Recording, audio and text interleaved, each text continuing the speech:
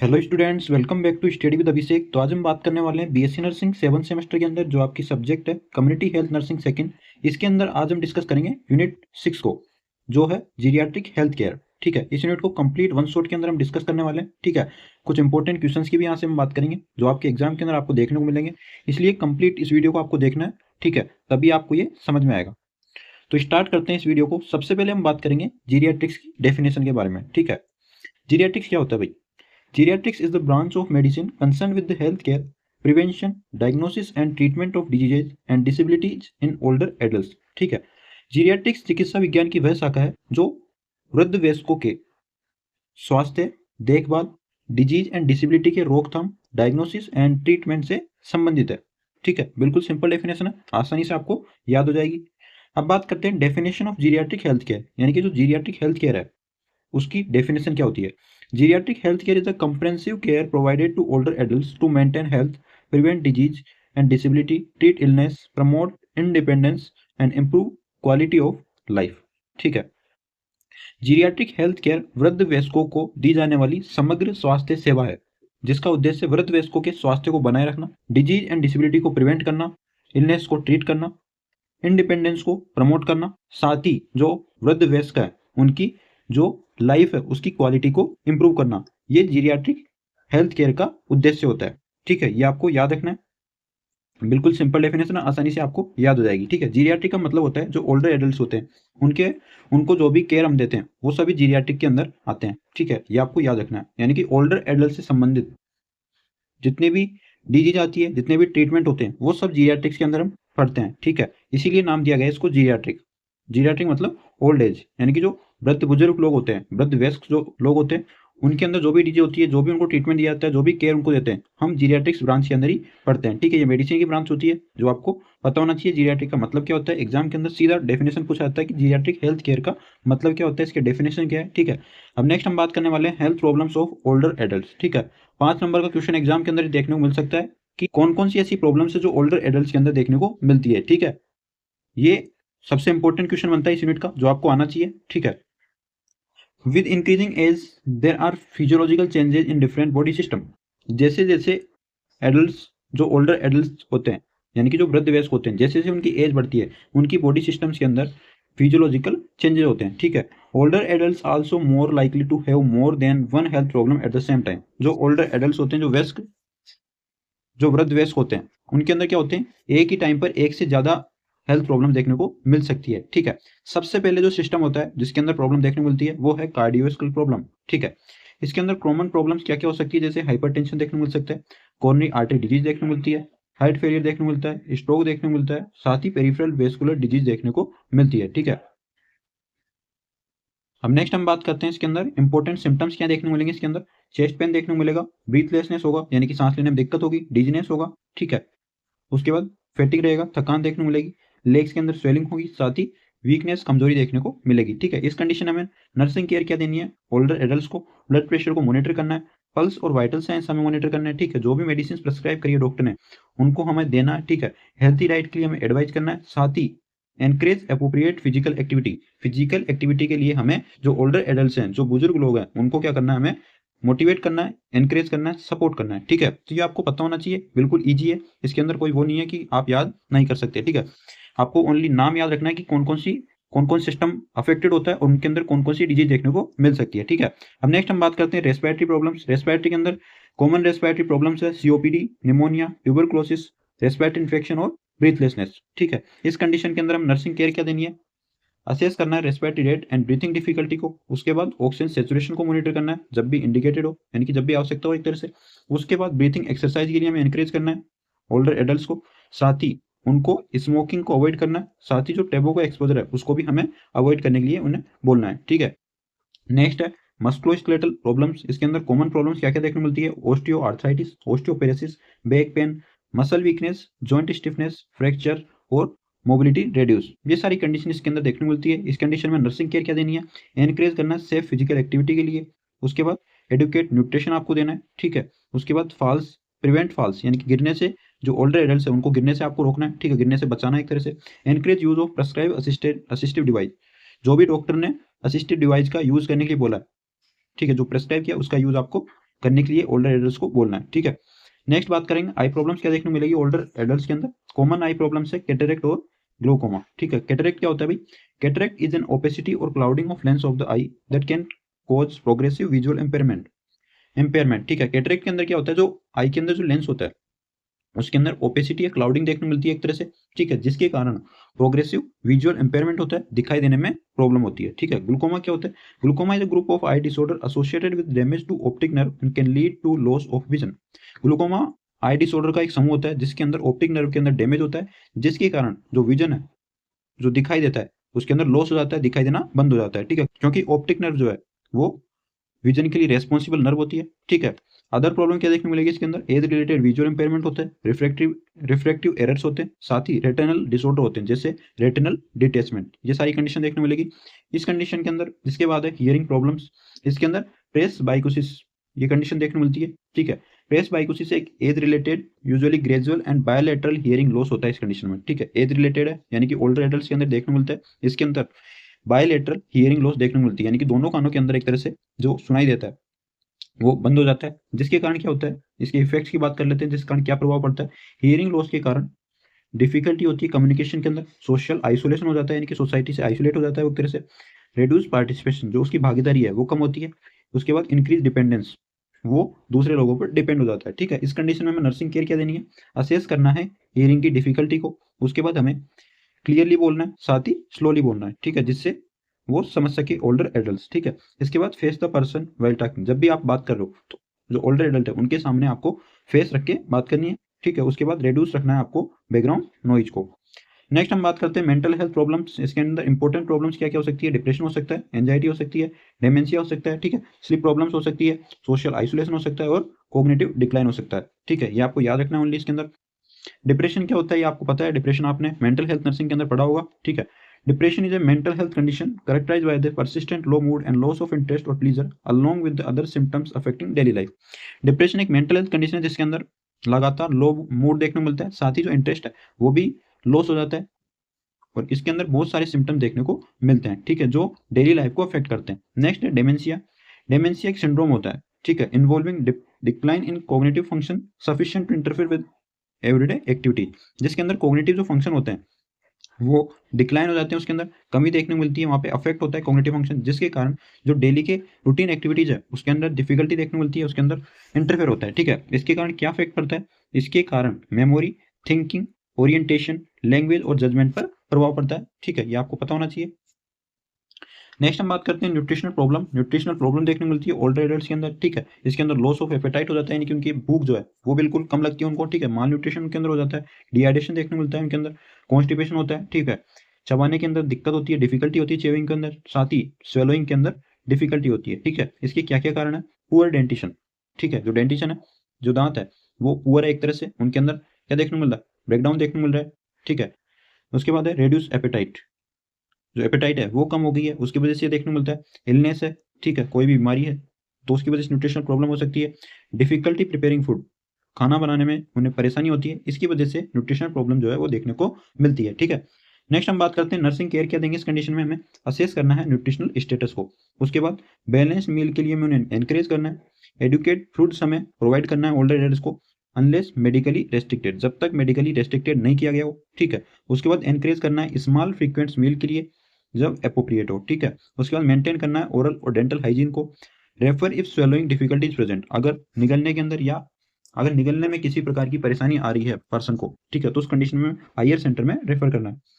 Next हम बात करते हैं जेनाइटो यूरिनी प्रॉब्लम्स क्या देखने को मिल सकती है? इसके अंदर यूरिनी इनकंटिनेंस हो सकता है, ठीक है, यूरिनी ट्रैक्ट का इन्फेक्शन हो सकता है, यूटीआई, ठीक है। प्रोस्टेट एनलार्जमेंट होता है ओल्डर मैन के अंदर, साथ ही रेड्यूस किडनी फंक्शन, जो किडनी फंक्शन है वो भी ओल्डर एज के अंदर क्या हो जाता है? कम हो जाता है, ठीक है। इस कंडीशन में नर्सिंग केयर क्या देनी है हमें? सबसे पहले तो असेस करना है यूरिनी पैटर्न को, उसके बाद जो पर्सनल हाइजीन है ओल्डर एडल्ट की उसको हमें मेंटेन करना है, ठीक है। उसके बाद हमें जो ओल्ड एज पर्सन है उसको एनकरेज करना है कि वो ज़्यादा से ज़्यादा फ्लूइड का कि वो एप्रोप्रिएट फ्लूइड का इंटेक करे, यानी कि एक तरह से हाइड्रेट रहे, ठीक है। उसके बाद आइडेंटिफाई करना है सिम्टम्स ऑफ इन्फेक्शन, जो भी इन्फेक्शन के सिम्टम्स है जैसे रेडनेस, वार्मथ, फीवर, ये सारे सिम्टम्स हमें आइडेंटिफाई करने हैं, ठीक है। नेक्स्ट रेफर फॉर परसिस्टेंट और सीवियर सिम्टम्स, अगर सीवियर सिम्टम्स है ठीक है, और जो भी सिम्टम्स है वो लगातार आ रहे हैं तो उस कंडीशन में हमें हायर सेंटर में रेफर कर देना है। ठीक है, ये आपको याद रखना है, बिल्कुल बिल्कुल भी इसके अंदर कोई भी प्रॉब्लम आपको नहीं होनी चाहिए। सिंपल लैंग्वेज है और आपको याद रखना है, एग्जाम के अंदर 5 मार्क्स का डायरेक्ट क्वेश्चन आएगा तो वहाँ पे ऐसे कैसे आपको लिख के आना है। ठीक है, अब नेक्स्ट है स्किन प्रॉब्लम क्या देखने को मिल सकती है ओल्डर एज के अंदर। ड्राई स्किन हो सकती है, इचिंग देखने को मिलती है वहाँ पे। ठीक है, स्किन इन्फेक्शन हो सकते हैं, प्रेशर इंजरी हो सकती है और पुअर वुंड हीलिंग देखने को मिलती है। ठीक है, नर्सिंग केयर क्या देंगे इस कंडीशन में, रेगुलर हमें स्किन को इंस्पेक्शन करना है। ठीक है, उसके बाद हाइजीन को मेंटेन करना है। ठीक है, उन्हें बताना है कि आपको कैसे हाइजीन मेंटेन करनी है। ठीक है, उसके बाद keep skin clean and dry, उसके बाद स्किन को क्लीन और ड्राई रखना है। ठीक है, यूज करना है मॉइस्चराइजर फॉर ड्राई स्किन, जो ड्राई स्किन है उसके लिए मॉइस्चराइजर का यूज करना है। नेक्स्ट है फॉल्स। फॉल्स क्या होता है? Fall is an unintentional event in which person comes to rest on the ground or another lower level.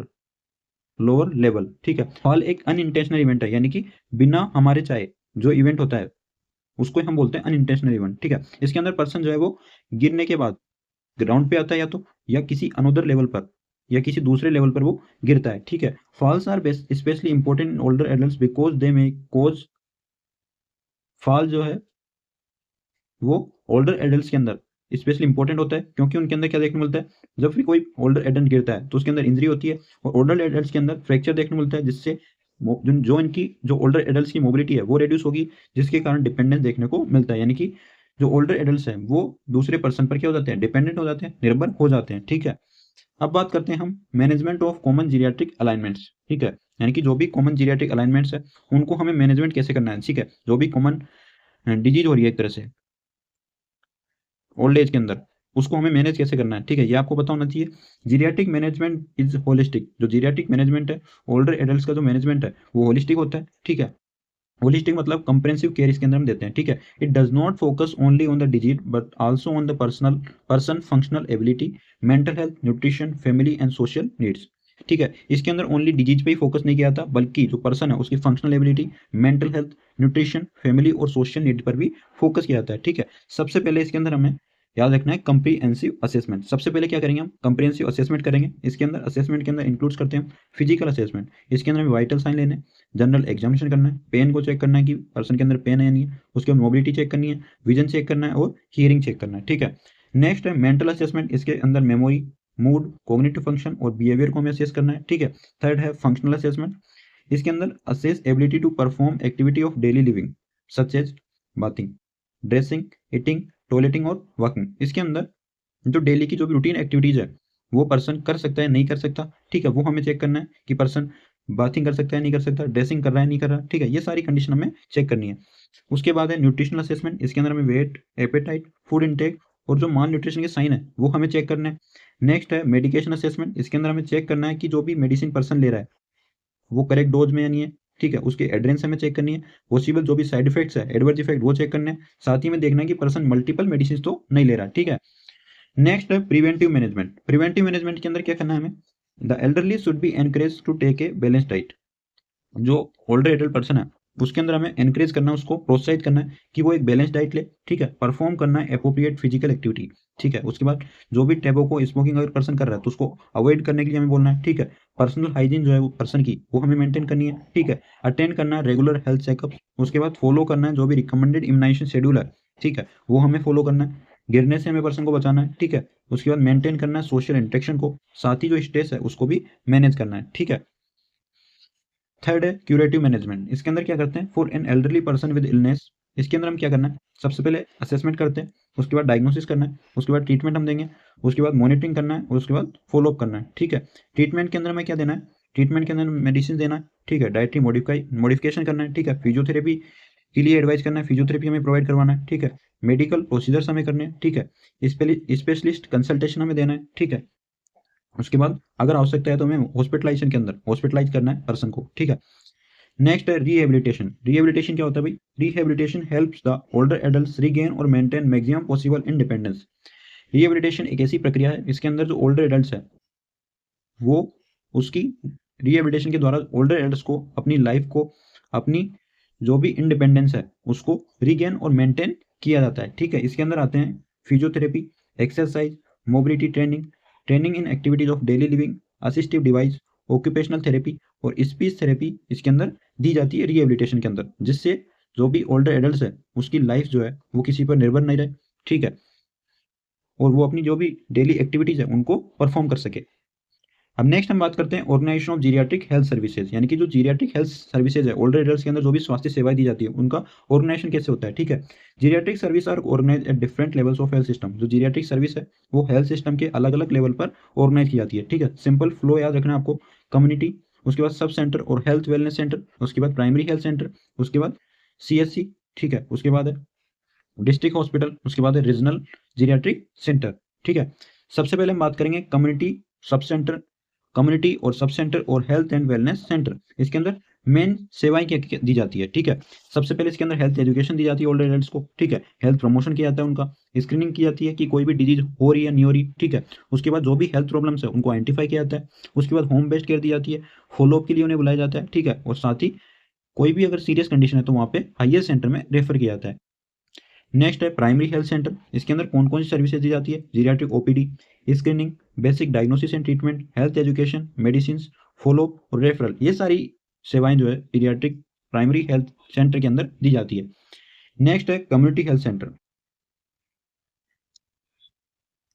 जो हमने स्टार्टिंग के अंदर पढ़ा था वो था आपका कम्युनिटी, कम्युनिटी यानी लोकल ग्राउंड लेवल पर, ठीक है। ये है आपके community health centre CSC level पर हमें क्या देना है, प्रोवाइड मोर कंप्रेहेंसिव केयर। इसके अंदर मोर कंप्रेहेंसिव केयर देना है, जैसे कि management of common geriatric problem, जो भी कॉमन जीरियाट्रिक प्रॉब्लम उसे मैनेज करना है। स्पेशलिस्ट और रेफरल सपोर्ट हमें देना है, ठीक है। फिजियोथेरेपी और रिहेबिलिटेशन हमें देना है। साथ ही जो भी डिजीज है उनके लिए इन्वेस्टिगेशन करना है, ठीक है। रेफर करना है डिस्ट्रिक्ट हॉस्पिटल के अंदर, अगर कोई भी सीरियस केस है तो उसको डिस्ट्रिक्ट हॉस्पिटल के अंदर हमें रेफर कर देना है। नेक्स्ट है डिस्ट्रिक्ट हॉस्पिटल। डिस्ट्रिक्ट हॉस्पिटल के अंदर प्रोवाइड करना है हमें dedicated geriatric services, geriatric OPD, इन पेशेंट केयर, इन्वेस्टिगेशन हमें करना है, ठीक है, ट्रीटमेंट, रिहेबिलिटेशन, और टर्सरी सेंटर के अंदर हमें रेफर करना है सीरियस केसेज के अंदर। नेक्स्ट हम बात करते हैं रीजनल जीरियाट्रिक सेंटर्स क्या होते हैं भाई। These provide tertiary level specialised geriatric care, ठीक है। जो रीजनल जीरियाट्रिक सेंटर होते हैं ये ऐसे सेंटर्स होते हैं जहाँ पे tertiary level specialised geriatric care जो है वो ओल्ड एडल्ट्स को दी जाती है, ठीक है। They also support specialised treatment, training, referral services and development of geriatric expertise, ठीक है। इसके अंदर जीरियाट्रिक जो रीजनल जीरियाट्रिक सेंटर है उसके अंदर स्पेशलाइज्ड ट्रीटमेंट, ट्रेनिंग और रेफरल सर्विसेज जो है दी जाती है। साथ ही इसके अंदर जो जीरियाट्रिक्स ओल्डर एडल्ट्स होते हैं उनको डेवलपमेंट के लिए बहुत सारी टेक्निक्स जो है वो प्रोवाइड की जाती है, ठीक है। अब बात करते हैं हम, इंपॉर्टेंट टॉपिक है NPSCE, ठीक है, national programme for health care of the elderly, ठीक है। 2 मार्क्स के लिए इंपॉर्टेंट है इस साल की ये, ठीक है, तो अच्छे से इसको पढ़ लेना है आपको। NPSCE is a government of India program designed to provide accessible, affordable and comprehensive healthcare services to older people, including promotive, preventive, curative and rehabilitative care, ठीक है। NPSCE national programme for health care of the elderly, ये government of India द्वारा चलाया गया एक programme है जिनके अंदर ओल्डर जो पीपल होते हैं उनको असेसिबल, अफोर्डेबल और कंप्रेहेंसिव हेल्थ केयर सर्विसेज दी जाती है, जिसके अंदर आता है आपके प्रमोटिव, प्रिवेंटिव, क्यूरेटिव और रिहेबिलिटेटिव केयर, ठीक है। ये लॉन्च कब हुआ है NPSCE? The programme was launched by the ministry of health and family welfare in 2010 during the 11th 5-year plan period, ठीक है। जो NPSCE प्रोग्राम है ये ministry of health and family welfare के द्वारा 2010 के अंदर लॉन्च किया गया है, ठीक है, 11th 5-year प्लान के अंतर्गत, ठीक है, ये आपको याद रखना है। नेक्स्ट है विजन ऑफ NPSCE, यानी कि जो NPSCE प्रोग्राम है इसका उद्देश्य क्या है, ठीक है। The vision is to provide accessible and affordable long term comprehensive care. NPSCE के तहत ओल्डर जो एडल्ट होते हैं उनको असेसिबल और affordable long term comprehensive care दी जाती है, यानी कि इसके अंदर कंप्लीट केयर दी जाती है, जैसे प्रिवेंटिव, प्रमोटिव, क्यूरेटिव और रिहेबिलिटेटिव केयर, ठीक है। नेक्स्ट है create an enabling environment for ageing, ठीक है। जैसे जैसे ओल्डर एडल्ट्स की एज बढ़ती है तो उसके लिए एक ऐसा एनवायरनमेंट बनाना है जिससे वहां पे वो क्या कर सके, वो खुद को मैनेज कर सके। उसके बाद promote society for all ages, ठीक है, सभी लोगों की उम्र के अकॉर्डिंग, ठीक है, हमें सोसाइटी को बनाना है, ठीक है। उसके बाद प्रमोट करना है एक्टिव और हेल्थी एजिंग को, ठीक है। नेक्स्ट हम बात करते हैं ऑब्जेक्टिव्स क्या है NPSCE के, यानी कि गोल क्या है एक तरह से। सबसे पहले है प्रोवाइड कंप्रेहेंसिव हेल्थ केयर, हमें कंप्रेहेंसिव हेल्थ केयर देना है। इसका मतलब है हमें प्रोवाइड करना है ओल्डर एडल्ट्स को promotive, preventive, curative, rehabilitative services to the older adults, ठीक है, ये सारी सर्विसेज हमें देनी है। उसके बाद अर्ली आइडेंटिफिकेशन करना है to identify health problems among elderly people at an early stage. Early stage के अंदर जो एल्डरली लोग होते हैं, एल्डरली पीपल होते हैं, उनके अंदर हमें जो भी हेल्थ प्रॉब्लम्स है उसको आइडेंटिफाई करना है। उसके बाद कम्युनिटी बेस्ड केयर देनी है हमें, ठीक है, to provide services through a community based primary health care approach. इसके अंदर हमें community based primary health care approach के अकॉर्डिंग जो ओल्डर एडल्ट्स होते हैं उनको सर्विसेज देनी है, ठीक है, जो भी स्वास्थ्य सेवाएं होती है वो हमें देनी है। नेक्स्ट है रेफरल। इसके अंदर क्या करना है, to provide appropriate referral support from lower to higher health facility, यानी कि लोअर हेल्थ फैसिलिटी से हायर हेल्थ फैसिलिटी के अंदर हमें जो ओल्डर एडल्ट्स है उनको रेफर करना है, ठीक है, रेफरल सपोर्ट उनको देना है, ठीक है। उसके बाद है कैपेसिटी बिल्डिंग। इसके अंदर to train medical, nursing and paramedical personal and caregivers, medical, nursing, paramedical personal और केयर गिवर्स को हमें ट्रेनिंग देनी है जिससे वो ओल्डर एडल्ट्स को अच्छे से केयर दे सके, ठीक है। ये आपको याद रखना है, बिल्कुल इंपॉर्टेंट है क्वेश्चन इस साल के लिए। नेक्स्ट बात करते हैं कौन कौन सी सर्विसेज दी जाती है इसके अंदर। एनपीसीए के एनपीएससी के अंदर सबसे पहली सर्विस दी जाती है हेल्थ प्रमोशन, ठीक है। इसके अंदर ओल्ड एडल्ट्स को हेल्थी डाइट दी जाती है, ठीक है, फिजिकल एक्टिविटी करवाई जाती है उनसे, हेल्थी लाइफ स्टाइल उनको दी जाती है, ठीक है। साथ ही जो स्ट्रेस होता है ओल्डर एज के अंदर उसको मैनेज किया जाता है, ठीक है। सेकंड है प्रिवेंटिव सर्विस। इसके अंदर कोई भी डिजीज है, कोई भी डिजीज है या नहीं है उसको डिटेक्ट करने के लिए स्क्रीनिंग की जाती है, अर्ली डिटेक्शन किया जाता है उसको, ठीक है। गिरने से उनको बचाया जाता है, प्रिवेंट किया जाता है फॉल को, ठीक है। रेगुलर असेसमेंट किया जाता है। नेक्स्ट है क्यूरेटिव सर्विस। इसके अंदर डायग्नोसिस, ट्रीटमेंट, ओपीडी सर्विस और इन पेशेंट केयर दी जाती है जब भी आवश्यकता होती है तो। इसके बाद है रिहेबिलिटेटिव सर्विस। इसके अंदर फिजियोथेरेपी दी जाती है, थेरेपेटिक एक्सरसाइज करवाई जाती है, ठीक है, मोबिलिटी के लिए ट्रेनिंग दी जाती है, साथ ही एक्टिविटी ऑफ डेली लिविंग के लिए भी ट्रेनिंग दी जाती है, यानी कि जो रूटीन की एक्टिविटीज होती है उनके लिए कैसे उनको अच्छे से परफॉर्म कर सके उसके लिए ट्रेनिंग जो है वो ओल्डर एडल्ट्स को दी जाती है। नेक्स्ट हम बात करते हैं स्टेट लेवल प्रोग्राम्स और स्कीम फॉर ओल्डर एडल्ट्स, यानी कि जो ओल्डर एडल्ट्स होते हैं उनके लिए स्टेट लेवल प्रोग्राम्स और स्कीम कौन कौन सी है। इसके अंदर इंक्लूड किया गया है old age homes, day care centres, social security और pension support, medical assistance, rehabilitation service, community support services और support for vulnerable elderly people. ऐसे लोग जिनके अंदर बहुत सारी डिजीज होती है, ठीक है, उनको ये सारी सेवाएं जो है वो दी जाती है, ठीक है। ये आपको याद रखना है, स्टेट लेवल प्रोग्राम्स और स्कीम है ये ओल्डर एडल्ट्स के लिए जिसके अंदर ये सारी सेवाएं दी जाती है। नेक्स्ट है role of community health nurse in geriatric care, ठीक है। ये डायरेक्ट 2 मार्क्स का क्वेश्चन पूछा सकता है एग्जाम के अंदर कि जीरियाट्रिक केयर के अंदर एक कम्युनिटी हेल्थ नर्स का क्या रोल होता है, ठीक है। तो सबसे पहले आपको लिखना है असेसमेंट। जो कम्युनिटी हेल्थ नर्स है वो जीरियाट्रिक केयर के टाइम पे जो ओल्डर एडल्ट्स होते हैं उनको असेस करती है, इसके अंदर असेस करती है फिजिकल, मेंटल और सोशल हेल्थ को, ठीक है। उसके बाद स्क्रीनिंग करती है, screen for common disease and disability, जो भी कॉमन डिजीज और डिसेबिलिटी है उसके बारे में स्क्रीन करती है, उनको आइडेंटिफाई करती है, ठीक है। उसके बाद है हेल्थ एजुकेशन। इसके अंदर ओल्डर एडल्ट्स को जो कम्युनिटी हेल्थ नर्स है वो ओल्डर एडल्ट्स को teach about diet, exercise, hygiene and medicine, ठीक है। डाइट के बारे में, एक्सरसाइज, हाइजीन और मेडिसिन के बारे में बताती है, ठीक है। इसके बाद है होम विजिट। इसके अंदर जो कम्युनिटी हेल्थ नर्स है वो केयर प्रोवाइड करती है, साथ ही असेस करती है होम एनवायरनमेंट को, ठीक है। इसके बाद है prevention, prevent falls, infection and complications, ठीक है। जो ओल्डर एडल्ट्स है उनको गिरने से बचाती है, ठीक है। इन्फेक्शन और कॉम्प्लिकेशंस को रोकती है कम्युनिटी हेल्थ नर्स। उसके बाद है referral, refer serious cases to higher health facility. जो कम्युनिटी हेल्थ नर्स है वो कोई भी सीरियस केस है उसको हायर हेल्थ फैसिलिटी के अंदर रेफर करती है, ठीक है। उसके बाद है फॉलो।